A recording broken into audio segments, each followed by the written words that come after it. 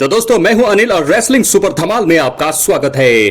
दोस्तों गोल्डबर्ग ने bad blood 2024 के जरिए डब्ल्यूडब्ल्यूई में लंबे समय के बाद वापसी करी। इसके बाद से ही उनके डब्ल्यूडब्ल्यूई में रिटायरमेंट मैच होने की अटकलें लगाई जा रही हैं। अब आपको बता दें कि गोल्डबर्ग अपने रिटायरमेंट का ऐलान करते हुए उन्होंने बड़ा खुलासा कर दिया है। दोस्तों आपको बता दें कि गोल्डबर्ग की बैड ब्लड में वर्ल्ड हैवीवेट चैंपियन गुंथर के साथ बहस देखने को मिली। रिंग जनरल ने इस इवेंट में दिग्गज की बेइज्जती की थी। इसके बाद से ही गोल्डबर्ग इंपेरियम लीडर यानी कि गुंथर से फाइट करना चाहते थे, लेकिन ऑफिशियल्स ने दोनों को एक दूसरे के करीब भी नहीं आने दिया। इस दौरान फॉर्मर यूनिवर्सल चैंपियन यानी कि गोल्डबर्ग ने गुंथर को अपना अगला शिकार भी बताया था। गोल्डबर्ग हाल ही में एसईसी नेटवर्क पर नजर आए। इस दौरान उन्होंने ऐलान किया कि वो साल 2025 में डब्ल्यूडब्ल्यूई में अपना रिटायरमेंट मुकाबला लड़ने वाले हैं। यानी कि याद दिलाते जॉन सीना का रिटायरमेंट टूर तो 2025 में खत्म होगा ही, वहीं साथ ही साथ गोल्डबर्ग ने भी ऐलान कर दिया है कि वो भी 2025 में अपना आखिरी मुकाबला लड़ते हुए नजर आएंगे। तो दोस्तों दिग्गज ने यह भी खुलासा किया है कि फिलहाल उनके आखिरी मैच के लिए दिन और समय तय नहीं हो पाया है। गोल्डबर्ग के इस ऐलान के वक्त स्क्रीन पर उनके बैड ब्लड में वर्ल्ड हैवीवेट चैंपियन गुंथर के साथ कन्फ्रंटेशन को दिखाया गया था। तो यहां पर आपको बता दें फॉर्मर यूनिवर्सल चैंपियन गोल्डबर्ग ने रिंग जनरल को अपना अगला विक्टिम बताते हुए उनके खिलाफ मैच लड़ने के संकेत दिए। बता दें गोल्डबर्ग की साल 2016 में डब्ल्यूडब्ल्यूई में वापसी देखने को मिली। इसके बाद उन्होंने सर्वाइवर सीरीज 2016 में केवल 86 सेकंड में ब्रॉक लेसनर को हराया था। अब यह देखना होगा कि दिग्गज अपने रिटायरमेंट मैच को जीत पाते हैं या फिर नहीं। तो दोस्तों ऐसे में गुंथर डब्ल्यूडब्ल्यूई में गोल्डबर्ग के रिटायरमेंट मैच के लिए परफेक्ट चैलेंजर रहेंगे। हालांकि कईयों का ऐसा मानना भी है कि दिग्गज को अपना आखिरी मुकाबला ब्रॉन ब्रेकर के खिलाफ लड़ना चाहिए। आपको बता दें ब्रॉन ब्रेकर के करियर की शुरुआत करने के बाद से ही उनकी गोल्डबर्ग से तुलना की जाती रही है। यही कारण है कि वो भी दिग्गज के लिए सही चैलेंजर रहेंगे।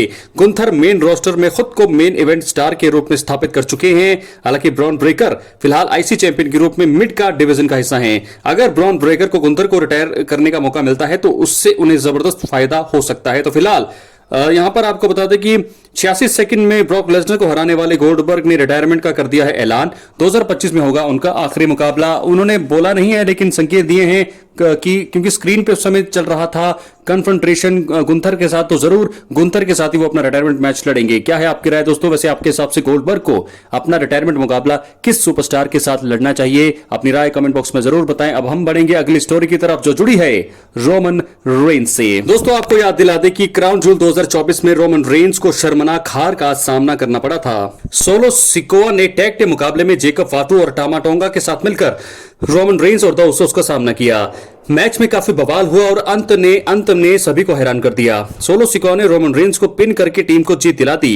रोमन का पिन होना काफी बड़ी बात थी। मैच के बाद भी काफी कुछ हुआ।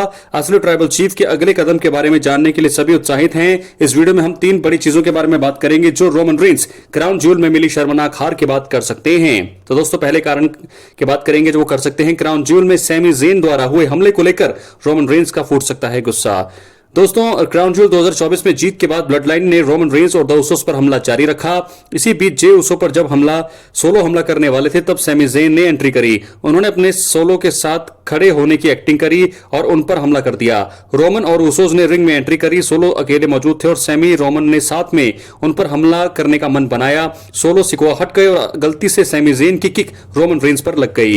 रोमन काफी ज्यादा निराश दिखाई दिए और उनके मन में सैमी के यहां दखल देने को लेकर कई सवाल भी खड़े होंगे। इसी चीज को लेकर रोमन रेंस अब आने वाले स्मैकडाउन में बात कर सकते हैं। वो इस बात से भी गुस्सा हो सकते हैं कि सैमी ज़ेन को यहां आने की जरूरत नहीं थी। ये सैमी के दोबारा असली ब्लड लाइन में जुड़ने के एक एंगल की और मोड़ ले सकता है। तो दोस्तों ये चीज हो सकती है। बात करेंगे दूसरी चीज का। दिग्गज रोमन रेंस नए ब्लड लाइन को वॉर गेम्स मैच के लिए अब चैलेंज कर सकते हैं।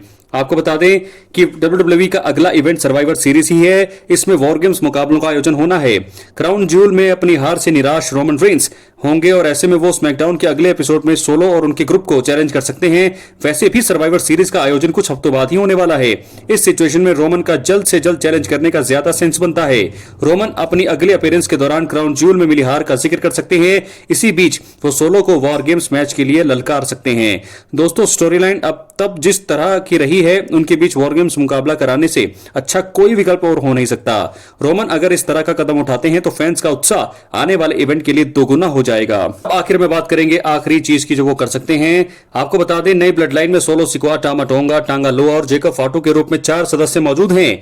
रोमन रेंज के पास इस समय जे उसो और जिमी उसो का साथ है। नंबर्स गेम्स के मामले में हील स्टार्स आगे है। क्राउन ज्वेल 2024 में भी ब्लड लाइन के चौथे सदस्य टांगा लोआ का दखल देखने को मिला। यहां से भी कुछ हद तक चीजें बदल गई थी और रोमन को यह बात समझ आ गई होगी। रोमन रेंज इसी वजह से द उसोस के अलावा अपनी मदद के लिए बैकअप ढूंढ सकते हैं। इसके लिए सैमी ज़ेन अच्छा विकल्प होंगे।